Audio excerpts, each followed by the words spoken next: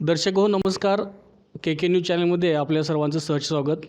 आपण आता आहोत जिल्हा कृषी अधीक्षक कार्यालय कोल्हापूर या ठिकाणी. देश समृद्ध व्हायचा असेल तर शेतकरी समृद्ध झाला पाहिजे या हेतूने महाराष्ट्र शासनाच्या वतीने शेतकऱ्याला आधुनिक साधने खरेदी करता यावीत, पशुपालनासाठी आधुनिक साधने खरेदी करता यावीत यासाठी थेट महाराष्ट्र शासनाकडून महाडीबीटीच्या अंतर्गत अनुदान दिलं जातं. ही योजना ऑनलाईनरित्या सुरू असते. या अंतर्गत लाभार्थी सिलेक्शन करून त्यांना घेतलेल्या साधनांसाठी अनुदान दिलं जातं. पण कोल्हापूर जिल्ह्यामध्ये साधारणतः 6 ते 7 महिने झालेत की ह्या योजनेविषयी काहीही अद्ययावतता नाही आहे. म्हणजे ज्यांचं मोका तपासणी वगैरे झालेली आहे, ज्यांनी साधनं खरेदी केली आहेत, त्यांची मोका तपासणी झालेली आहे, त्यांच्या खात्यावरती अनुदान आलेलं नाही किंवा नवीन लाभार्थ्यांचं सिलेक्शनही झालेलं नाही. त्या संदर्भात आपण माहिती घेण्यासाठी या कृषी अधीक्षक कार्यालयामध्ये आलो आहोत.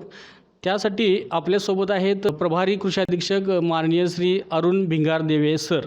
त्यांच्याशी आपण याविषयी माहिती घेऊया. आपल्या गोकुळ संघाची सुधन सेंद्रिय खते, खत दमदार तर पीक जोमदार. चला तर मग गोकुळची सुधन खते वापरू, आरोग्यदायी सेंद्रिय शेती करू.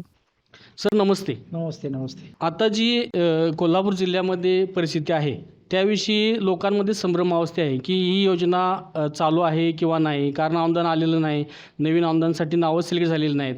याविषयी तुम्ही काय सांगाल? शेतकऱ्यांकरता कृषी यांत्रिकरण ही योजना महाडीबीटी प्रणालीवरून राज्य शासनामार्फत राबवली जाते आणि याच्यामध्ये लाभार्थींनी ऑनलाईन अर्ज करणं आणि त्यानंतर त्यांची निवड ही लॉटरी पद्धतीने करून त्या लाभार्थींना आपण पूर्वसंमती देतो आणि त्यांचे प्रस्ताव मोका तपासणी, खरेदीनंतर मोका तपासणी करून असे प्रस्तावाला आपण अनुदान, ही जी सगळी प्रक्रिया आहे ही सगळी ऑनलाईन पद्धतीनं आपण प्रक्रिया केली जाते. याच्यामध्ये कृषी यांत्रिकीकरणासाठी प्रामुख्यानं 3 योजनांमधून शेतकऱ्याला अनुदान दिलं जातं.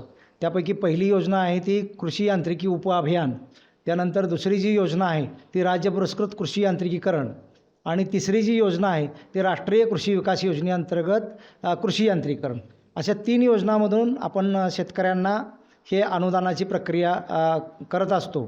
चालू वर्षी आपल्याकडं आता जे आपण म्हणालात की शेतकऱ्यांच्यामध्ये या योजनेच्या संभ्रमावस्था आहे, तर कोणत्याही शेतकऱ्याला अजूनही महाडीबीटी पोर्टलवर अर्ज करण्यासाठी ही योजना ओपन आहे. ते कोणत्या 24/7 डेज या योजनेसाठी महाडीबीटीवर अर्ज करू शकतात. आता विषय राहिला तो अनुदान अदायगी आणि त्या संदर्भातली शेतकऱ्यांच्या संभ्रमावस्थेबद्दल.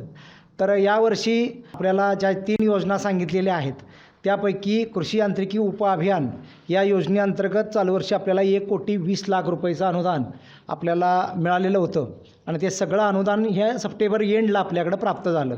त्यानंतर लगेच आपण कार्यवाही करून हे अनुदान शेतकऱ्यांच्या अकाउंटला जमा केलेलं आहे. आता आमच्याकडे 1,20,00,000पैकी काही ते 216 रुपये म्हणजे नगण्य रक्कम शिल्लक आहे. बाकी सर्व रक्कम ही आम्ही दिलेली आहे. आता या योजनेअंतर्गत साधारणपणे अजूनही 500-600 साधारणपणे सुमारे 500 ते 600 शेतकऱ्यांना आम्ही अनुदान देणं बाकी आहे आणि त्यासाठी जवळजवळ 3 कोटीची रक्कम ही जिल्ह्याला आवश्यक आहे. ती लवकरच आम्ही मागणी केलेली आहे, ती आपल्याला प्राप्त होईल. आणि ज्यांनी अर्ज केलेला होता आणि ज्यांचे मोका तपासणी होऊन अनुदान मंजुरीसाठी प्रस्ताव आहे त्या सर्वांना अनुदान मिळणार आहे. त्यामुळं त्यांनी संदिग्ध किंवा एखाद्या त्याच्यामध्ये गैरसमज करून घेण्याचे कुठलंही कारण नाही आहे. दुसरी जी योजना आहे ती राज्य पुरस्कृत यांत्रिकीकरण. याच्यामध्ये आपल्याला 1,08,00,000 रुपये शासनाकडून प्राप्त झालेले होते. सगळी रक्कम जे आहे, जे लाभार्थी अनुदानासाठी पात्र होते त्या सर्वांना आपण अनुदान दिलेलं आहे. त्याच्या संदर्भातलं कुठलेही अनुदान आपल्याकडं आता देणं बाकी नाही. त्यांची प्रक्रिया अनुदान प्रक्रिया तीसुद्धा सुरू झालेली आहे. म्हणजे at the end of this month सगळे रक्कम जी आहे राज्य पुरस्कृत यांत्रिकीकरणाची ती सर्व रक्कम शेतकऱ्यांच्या अकाउंटला जमा झालेली असेल. तिसरी जी योजना आहे RKVYची, तर RKVY योजनेसाठी सुद्धा आपल्याकडे जवळजवळ जिल्हा स्तरावर 33 लाख रुपये शिल्लक होते. फक्त 14 लाभार्थीचं अनुदान देणं बाकी आहे.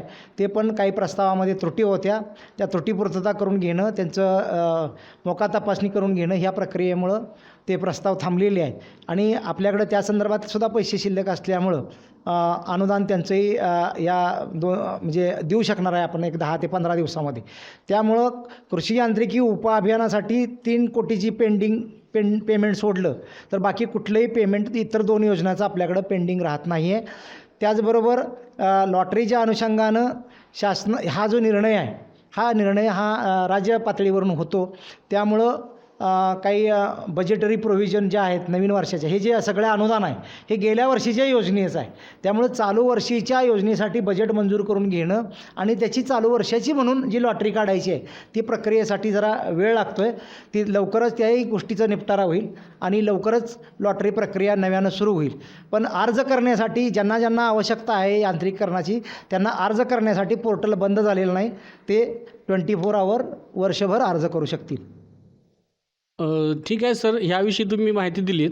पण आणखीन एक शेतकऱ्यांमधून असा सूर मोडतो आहे की लॉटरी पद्धत बंद करून जे फॉर्म भरतील त्यांच्यासाठी काही करता येईल का? अशा प्रकारची काय प्रक्रिया करता येईल काय? म्हणजे सरसकट अनुदान असा जो प्रकार आहे असं काही करता येईल काय? याच्यामध्ये कोणतीही योजना आणि त्याच्यासाठी प्राधान्यक्रम ही गोष्ट ठरवावी लागते.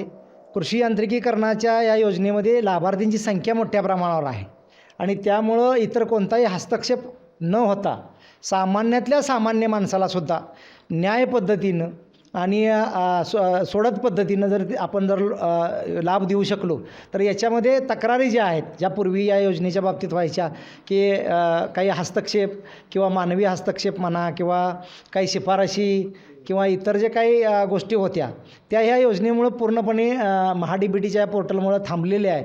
आणि जो अर्ज करेल त्याला न्यायमार्गानं आणि लॉटरीच्या सोडत पद्धतीनं अनुदान मिळत असल्यामुळं एकंदरीतच याबद्दल असं शेतकऱ्यांच्या मनात संभ्रम असण्याचं कारण नाही. कोल्हापुरी कारभार अर्थात KK न्यूजसाठी मी कृष्णा लाड. धन्यवाद. अशाच नवनवीन अपडेट पाहण्यासाठी आमच्या कोल्हापुरी कारभार म्हणजेच KK न्यूज चॅनेलला सबस्क्राईब करा.